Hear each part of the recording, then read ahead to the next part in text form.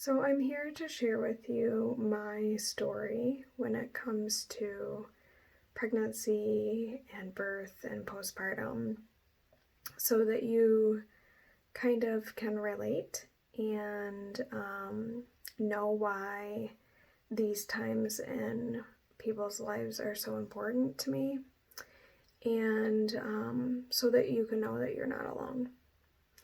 So Donnie and I got married in 2011, and we were eager to get pregnant pretty soon after that. We had some friends that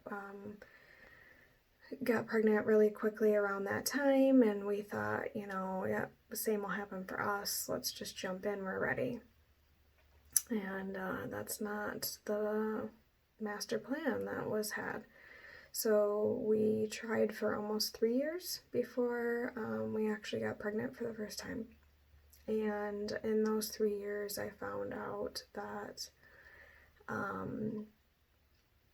hormonally I needed a little help with some things. I ended up taking some bioidenticals to help with my progesterone, because I really wasn't ovulating.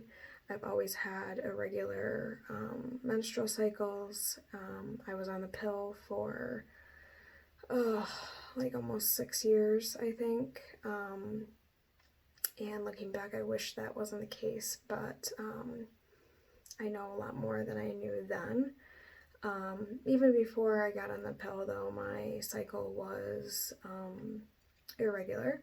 But come to find out, there's a lot of things that I probably could have done to address that were not birth control, the pill specifically. But that information just wasn't around, especially not for 17, 18-year-old girls. Not me anyways. So, we thought in the beginning it was just because I had been on birth control for so long that it would take a while for us to get pregnant, but it was more than that, possibly. And so it took some time, and it wasn't, just natural, we're trying and we got pregnant. We had to do ovulation tests, and if you have been in that situation where you started to try to get pregnant and you used ovulation tests, you just know how it kind of takes it to another level. And it almost, it can turn getting pregnant into an obsession. And it can make things become like a chore and not spontaneous. And looking back again, I wish that I would have just been taught how to read my body and know my body cycle and the signs and what to look for in charting and all of that. I wish somebody would have helped me with that way before that was ever told to me. That would have been really helpful. But yeah. So we got pregnant in December-ish of, let's see, it would have been 2013. And right? Yeah, that's right. That seems like so long ago. And I had a miscarriage. So I'll never forget, I was at work, and it was like one of the last days before Christmas break, and I just I had just told my friends and coworkers, and sure enough, I started to bleed while I was at work, and I left, and I called Donnie, and I was like really upset on the phone, and looking back, I totally knew instinctually that this wasn't going to pan out in our favor. And even though,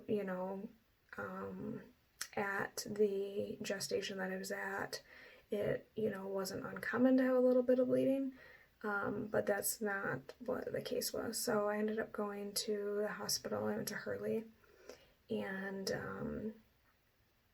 that was not a fun experience.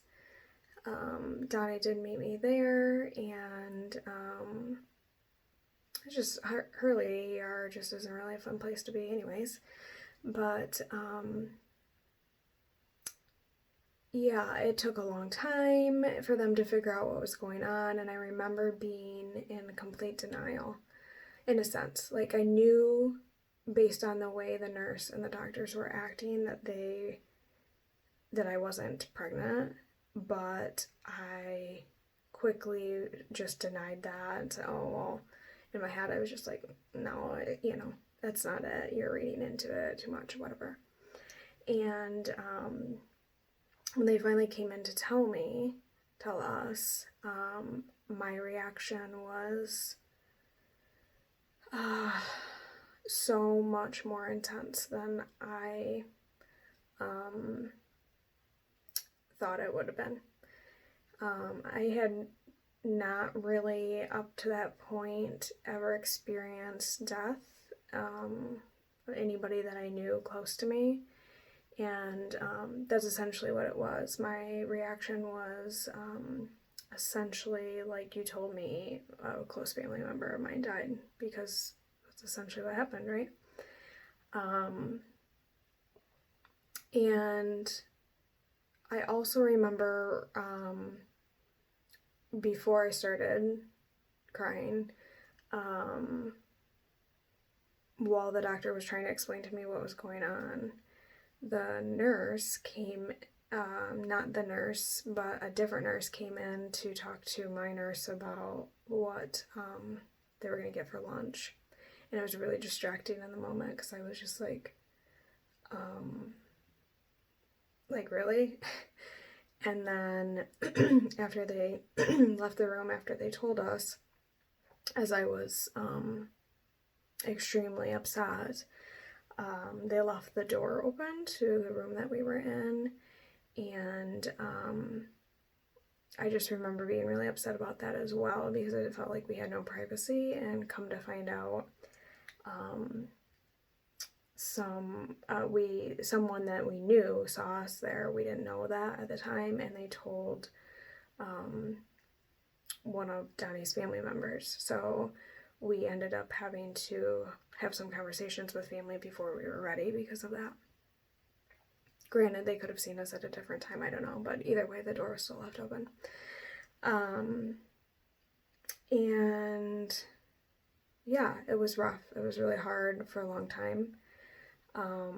I had not really had a lot of people have experiences with miscarriage. I did have a friend once that did, but I wasn't really in that phase of my life where I understood the depths of that.